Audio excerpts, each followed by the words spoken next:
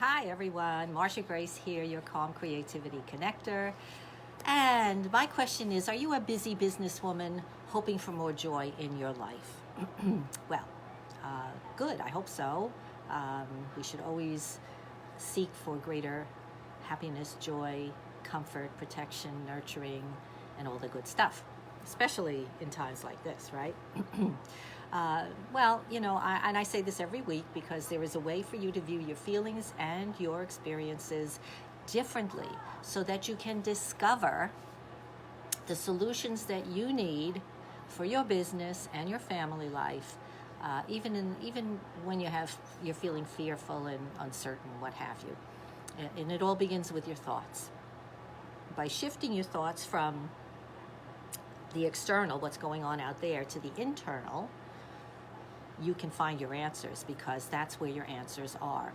That inner wisdom that we all have, but perhaps haven't given it a chance to emerge. So my expertise, of course, is teaching my students how to uncover what I call their master switch, so that they or you could connect with your inner wisdom. All right, well, let's get on with our discussion. Today, it's going to be a little brief. I'm not going to do the meditation later because I have an important appointment that I have to get to. But we're going to talk about preparing for joy today. This is, I think, the fifth in our series on joy. And last week, I dissected joy into its components, because it's important to understand what joy actually is. And what I said basically was that joy is not happiness. The two things, at least in my estimation, are not equal.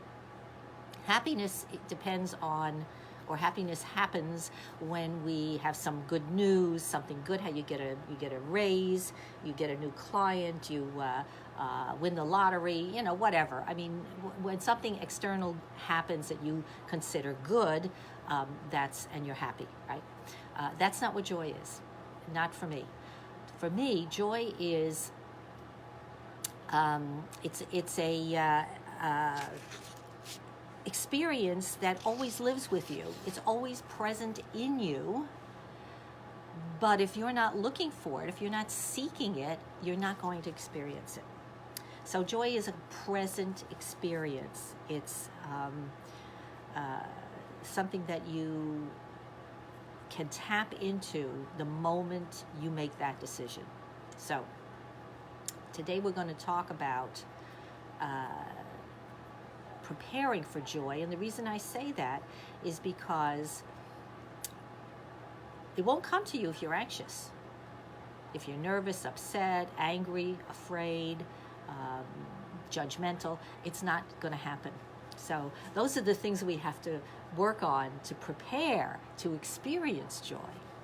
So I'm going to mention a few things because psychologists and researchers have been studying the nature of joy for quite a while, and they've discovered that there are simple ways that you can let your natural ability for joy emerge. So I'm going to mention a few of those. I mean, there are many, but just a few today. For instance, the first one is be in the moment, okay? There's no time like the present, as somebody very wise has said. And that's true, because if you wait for something to happen,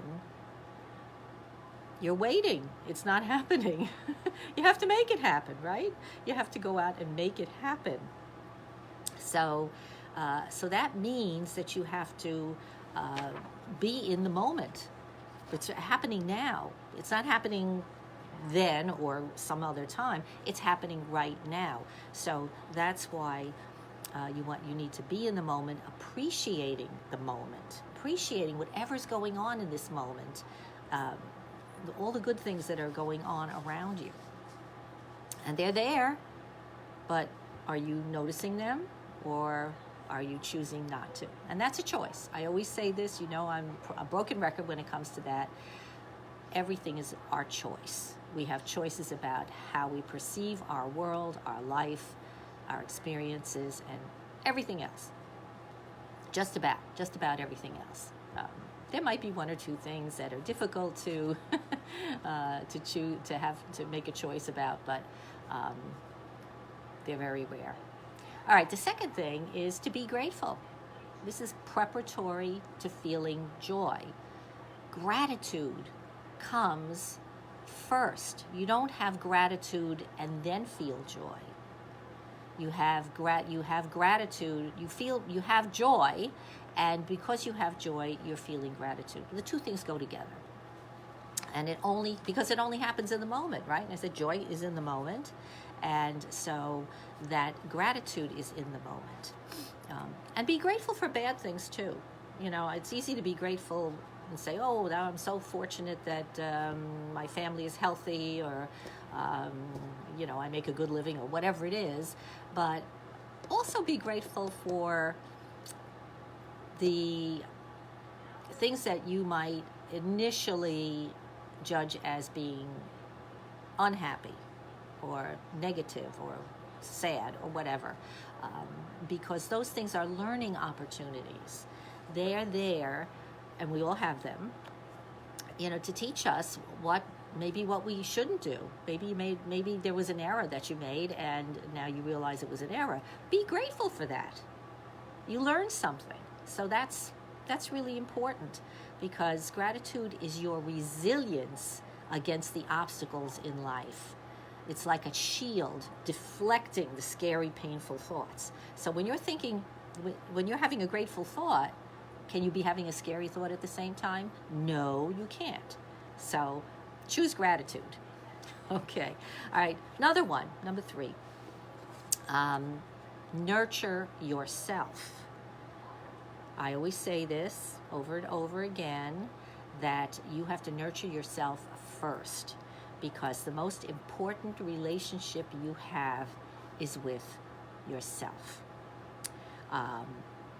It's a funny thing. Today was I listened to NPR, and there's a show on in the morning called Where We Live, and Lucy Malpathanchel, who's the moderator, the host, was having the show on Valentine's Day, because Valentine's Day is this weekend, and she said she wanted people to call in on their experiences about love, relationship. They found somebody during this time to fall in love with, or what's going on. And I thought, well, gee whiz, I'm going to call in and say what I have to say about love. So I did, and they took my call. So that was kind of exciting. And what I said was that love is an experience that we need to have it for ourselves first. If we don't love ourselves, then we're not going to be able to really have a deeply, truly meaningful love relationship. So, and she appreciated that. She said, yeah, those are good points. So I was glad I was able to talk about that. You got to love yourself. You got to take care of you first, and then you can be helpful to other people. Because if you go rushing into a situation and you're all nerved up and everything, you could make an error. You could say something you didn't mean. Anything could happen. Whereas if you give yourself a moment, and when I say nurture, that's one of the things. I mean, there's so many ways to nurture yourself, and we've covered that material many, many times, and probably will cover it again. But one of the things you can simply do is just stop. Stop before you rush off to put out the next fire, and take a deep breath. Okay, that's so easy to do, and it will change everything. Okay, so that's nurture yourself. That's that one. All right, what else? Be with positive people.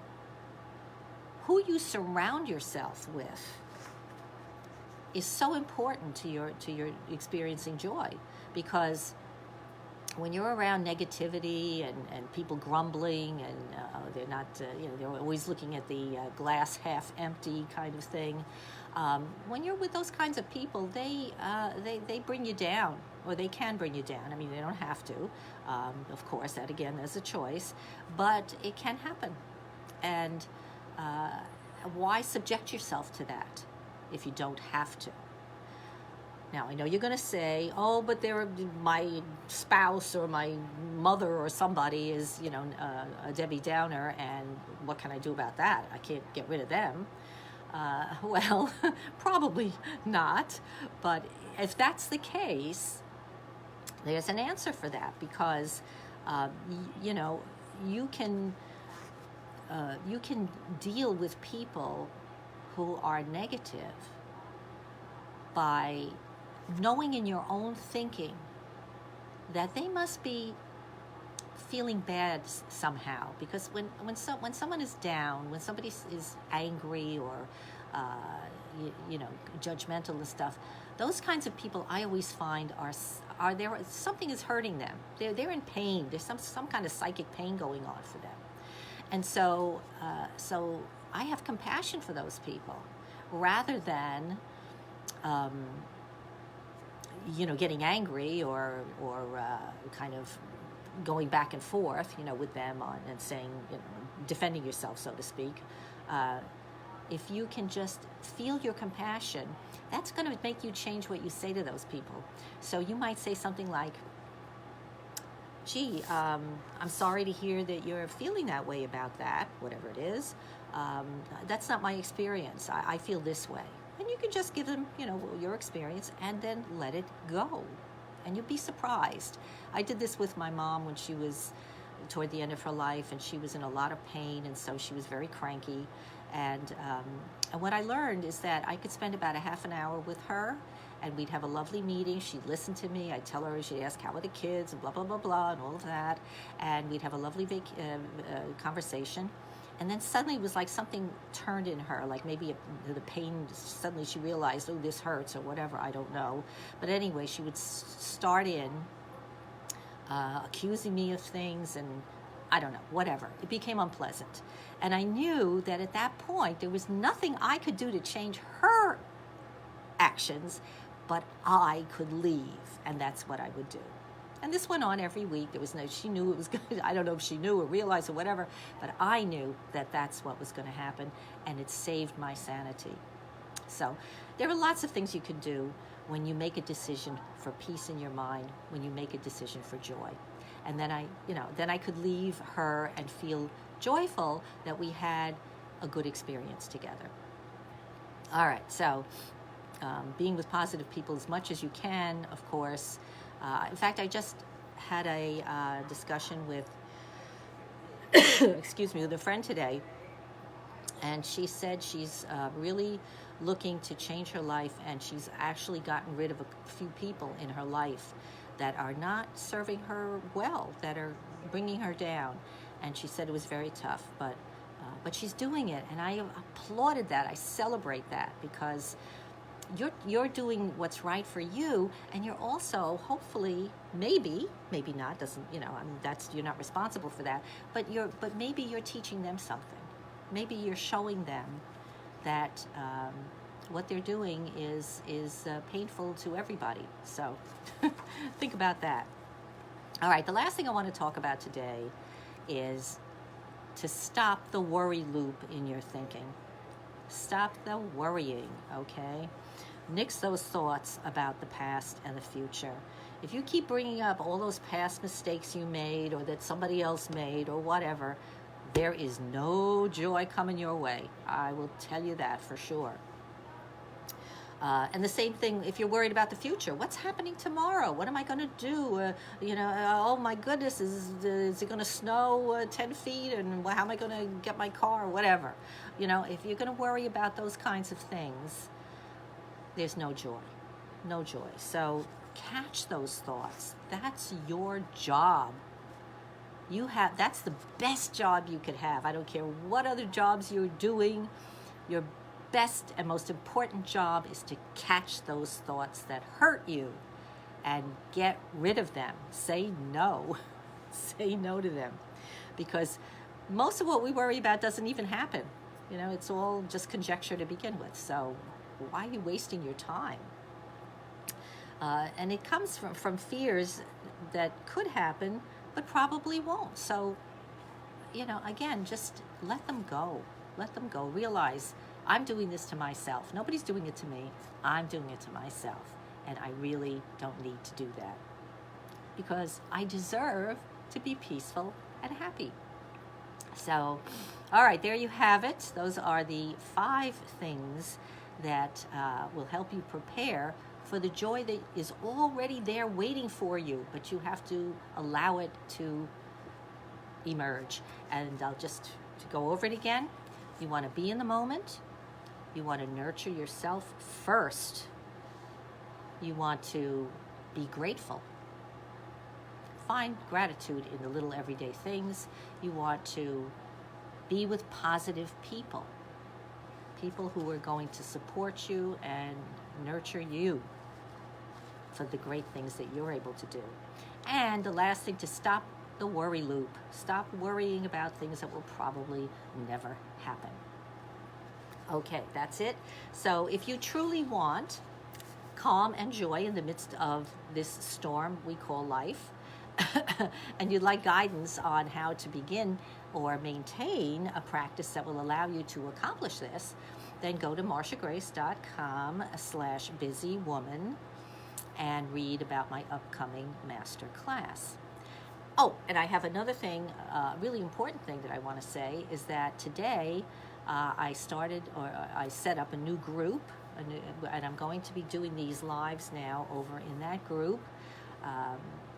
So it's going to, the name of it is Busy Businesswoman's Rest and Relaxation Station. You like it? Tell me you like it. If you like it, please share. Let me know. I want to hear if you enjoyed that name. And because I really want to focus on how we can help each other as busy business women to find the peace and the joy in our lives amidst everything that we have to do, all the things that we have to take care of. There's got to be time for us to have fun. So, okay. So if you enjoyed today's discussion, please pass it along to someone else you think might enjoy it.